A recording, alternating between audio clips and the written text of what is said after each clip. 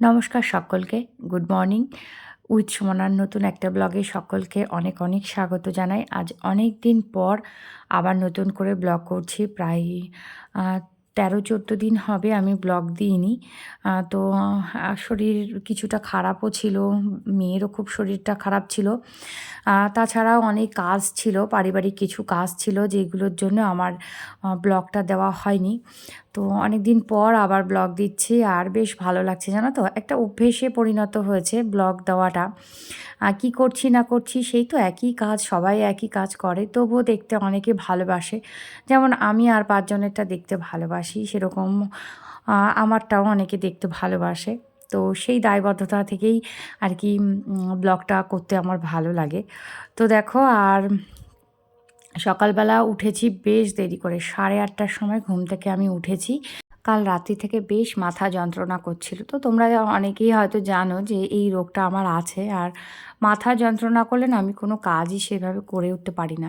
তো দেরি করে ঘুম থেকে উঠেছি। মনে হলো যে আজকে বোধহয় আর কিছুই করতে পারব না। কিন্তু গা ঝাড়া দিয়ে উঠলাম যে না, অনেক শুয়ে, শুয়ে থেকেই কাজ সমস্ত পড়ে থাকে, সেগুলো দেখলে না আরও যেন অস্বস্তিকর লাগে সব কিছু। তো উঠে স্নান করলাম, করে সকালবেলা ঘুম থেকে উঠেই কিছু জামাকাপড় মেলে দিয়েছিলাম। তো সেগুলো তুলে কিছু জামাকাপড় কাচলাম, আর যেগুলো তুলে নিয়ে এসলাম সেগুলো এখন ভাঁজ করছি। আর রান্নাবান্না অলমোস্ট কমপ্লিট হয়ে গেছে। তো দেখালাম উচ্ছে ভাজাটা। উচ্ছে ভাজা করেছি, ডিম করেছি, মাছ করেছি। তো এই সবগুলোই আর কি করেছি, কেননা ছেলে ডিম খায়, আমরা মাছ খাই। তো সব মিলিয়ে মিশিয়ে বেশ অনেক রকমই করেছি। মাথার যন্ত্রণা বলে 8:30টার সময় ঘুম থেকে উঠেছি ঠিকই, কিন্তু উঠে অনেকগুলো কাজ করেছি। আর উঠে না বেশ ভালো লাগছিল। ওষুধ খেয়ে শুয়েছিলাম সকালবেলা, মানে সকালবেলা একবার ঘুম থেকে উঠে আবার ওষুধ খেয়ে তারপর শুয়েছি। তো সেই জন্য অনেকটা বেটার ফিল করছি। তো শুয়ে থাকলে যেন মনে হয় আমি আরও বেশি অসুস্থ। তো এই ঘরটা না পুরো গোডাউন হয়ে থাকে। যখনই আমি অসুস্থ হয়ে যাই বা কোথাও থেকে আসি, তো এই খাটটার উপরে সমস্ত জামাকাপড়গুলো আমি ডাম্প করি। কারণ এই ঘরটা কেউ তো ইউজ করে না, সেই জন্য আমার বেশ সুবিধেই হয়। একটু রেখে রেখে পরিষ্কার পরিচ্ছন্নও করা যায়। আর তারপর দেখো রান্নাঘরটা পরিষ্কার করে নিচ্ছি, কারণ ওইদিকের কাজগুলো আমি সেরে এসে তারপর রান্নাঘরটা পরিষ্কার করছি। রান্নাঘরটা আজকে একটু ভালো করে করতে হবে পরিষ্কার। তো স্প্রে দিয়ে আমি একটু ভালো করে মুছে নিচ্ছি। কী বলো তো, এতগুলো রান্না করেছি তো, বিশেষ করে মাছ ভাজলে না ভীষণ তেল ছিটকায়।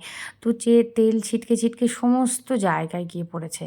তো সেইগুলো আর কি পরিষ্কার করে নিলাম, নিয়ে সমস্ত সব যা যা উপরে ছিল সেইগুলো মুছে নেব। একবার করে হাত বুলিয়ে নিলে আর নোংরা আর পড়ে না। আর এভাবেই ফেলে রাখলে ভীষণ নোংরা পড়ে যায়, তখন আবার অনেকটা সময় লেগে যায় পরিষ্কার করতে। যতই শরীর খারাপ লাগুক না কেন, রান্নাঘরটা সবসময়ের জন্য পরিষ্কার রাখতেই হয়।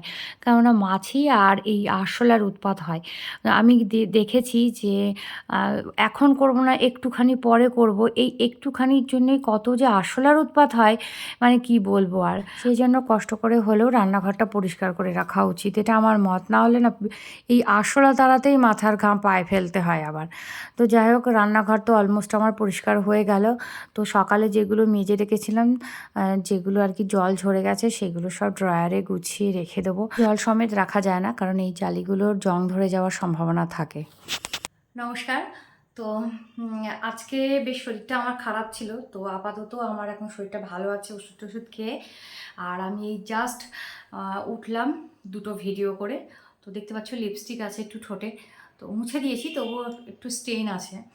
আর তোমাদের সাথে আমি শেয়ার করছিলাম, একবার একটা ভিডিও শেয়ার করেছিলাম যে আমি পুজোর সময় কিছু শাড়ি টাড়ি কিনেছি, দিয়েওছে কিছু, বলতে আমি নিজে একটা কিনেছি আর দুটো আমি পেয়েছি, সেইগুলো আমি তোমাদের সাথে শেয়ার করবো। মেয়ের জন্য কি কিনেছি, এমনি জামা কাপড় কিনেছিলাম সেটা তো তোমাদের দেখেইছি। আর মেয়ের জন্য একটা লেহেঙ্গা কিনেছি। এগুলো কেনার অর্থ হচ্ছে ফেব্রুয়ারিতে দেবঙ্গনার বিয়ে। তো আশা করা যায় যে যাচ্ছি আমরা। ও তো বিয়ে ঠিক হওয়ার সাথে সাথেই আমাকে বলে রেখেছে যে কাকিমা তোমার যেতে হবে। তো আমি ভাবছি যে একটু একটু করে গুছিয়ে রাখি, তাড়াহুড়ো করে না আমার ঠিক হয় না, মানে খেয়াল থাকে না আর কি, কী কিনবো কী কিনবো না। তখন ওখানে গিয়ে বিয়েতে গিয়ে তখন মনে হয় যা এটার সঙ্গে এটা হলে কোথায় ভালো হতো। তো সেই জন্য আমি মেয়ের জন্য লেহেঙ্গা কিনেছি।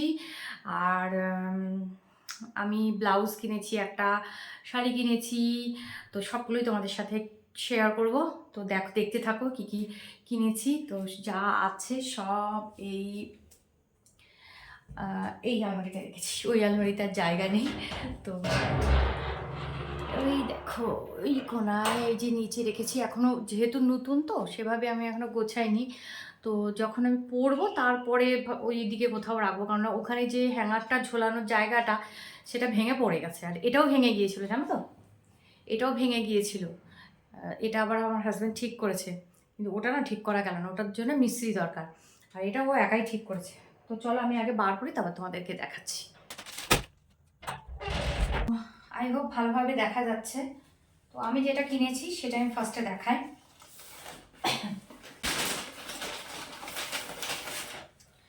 আমি কিনেছি একটা তসর, এটা হচ্ছে ওরা বললো আসাম তসর, আমি জানি না, ঠিক চিনি না, যা বললো আমি তাই মানে আমি বিশ্বাস করে নিয়ে এসেছি।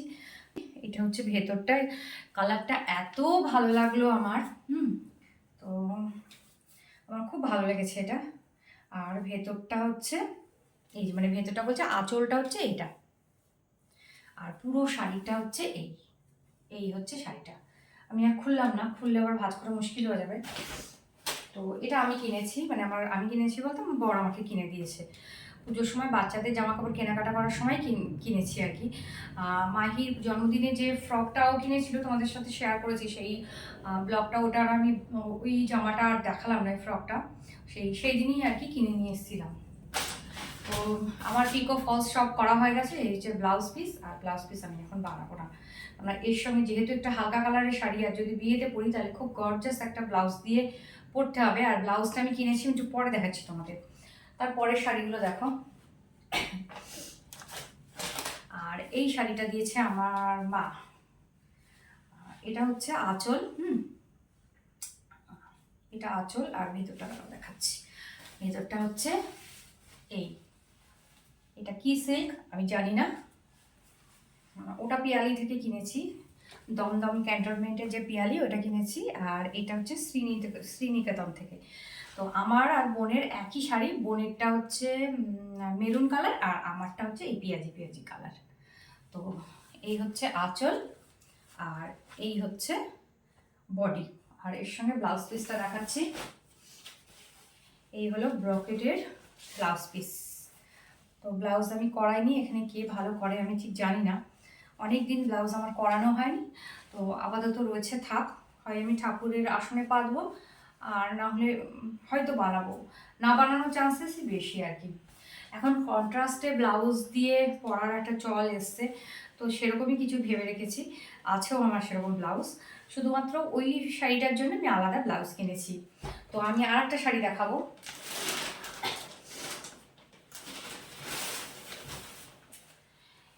এটা দিয়েছে আমার একটা বোন, দেখো শাড়িটা দেখো, অনেকটা একই কালার, ওই দুটো শাড়ি প্রায় একই কালার, কিন্তু এটা হচ্ছে আঁচলের দিকটা বোধ হয়, দাঁড়াও এখন আমার খেয়াল নেই। হ্যাঁ, আর এটা হচ্ছে ভেতরটা এই যে তুতে টাইপের কালার, তুতে সবুজ এরকম ধরনের কালার, এই যে পুরো ভেতরটাই। আর এটা হচ্ছে আঁচল। এটা তো এটা আমার ছোট মাসির মেয়ে, তার হচ্ছে তার বিয়ে আছে, তো ও বিয়ের পরে শ্বশুর বাড়ি থেকে এটা আমাকে দিয়েছে। একটাও কিন্তু আমি পরিনি। হ্যাঁ, তো এর ব্লাউজ পিসটা আমি একবার দেখাই। এই যে এই ব্লাউজ পিসটা আমার করার ইচ্ছা আছে, কিন্তু সাহস পাচ্ছি না কাউকে দেওয়ার। দাঁড়াও এক মিনিট। এই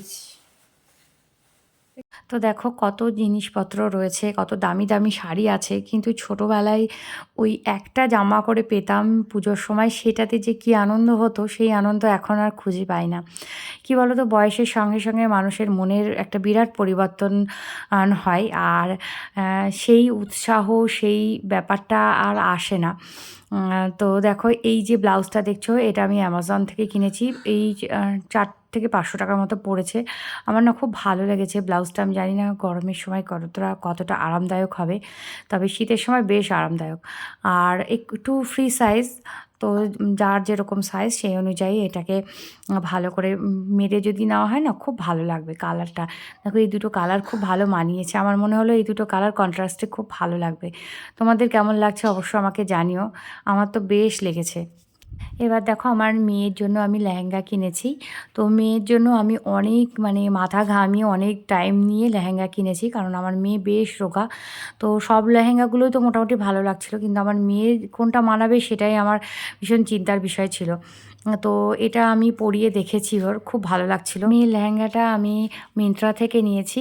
আর এটা হচ্ছে রোজা ব্র্যান্ডের লেহেঙ্গা। তো রোজা ব্র্যান্ডের লেহেঙ্গাটা আমি এটা ফ্লিপকার্টে আর একমাত্র মিন্ত্রাতেই দেখলাম, আর কোথাও কিন্তু দেখলাম না। কিন্তু খুব রিজনেবল প্রাইসে খুব ভালো ভালো লেহেঙ্গা আছে। তোমাদের যাদের মেয়ে বাচ্চা আছে তারা দেখতে পারো। 10-12 বছর 15 বছর বাচ্চাদেরও কিন্তু পাওয়া যাবে। মানে খুব ভালো ভালো আছে, আমার তো বেশ লেগেছে এবং বেশ নরম ভেতরের কাপড়টা। অবশ্যই সে সুতির না, সুতির হলে এতটা গ্লেজ দিত না। তো তবুও আমি বলবো গরমের সময় কিন্তু বাচ্চাদের অনায়াসে পরানো যেতে পারে, কারণ ভেতরের কাপড়টা একদমই নরম। আর পাশ দিয়ে উপর দিয়ে সব দিকে বোতাম আছে যাতে ভালোভাবে সেট হয় ব্যাপারটা। তো এই হলো আমার আজকের বাজার। তো তোমাদের দেখালাম, তোমাদের কেমন লাগলো অবশ্যই আমাকে জানিও। তো অনেক দিন ধরেই তোমাদেরকে বলছিলাম যে আমি দেখাবো দেখাবো, তো সুযোগ হয় না। তো আজকে মেয়ে ঘুমাচ্ছে, আমার কাজও কমপ্লিট হয়ে গেছে, যদিও আমাকে এখন একটু এডিট করতে হবে। মোটামুটি সব কমপ্লিট হয়ে গেছে। তো তো সেই জন্য ভাবলাম তোমাদের সাথে এটা শেয়ার করেই দিই। তো চলো আজকে ভিডিওটা আমি এখানেই শেষ করছি। তো শরীর খারাপ নিয়ে টানতে টানতে নিয়ে চলে এসেছি, কাজও করলাম অনেকগুলো, তো আর ভালো লাগছে না। তো আজকের মতো টাটা, বাই বাই, আবার দেখা হবে নতুন কোনো একটা ব্লগে।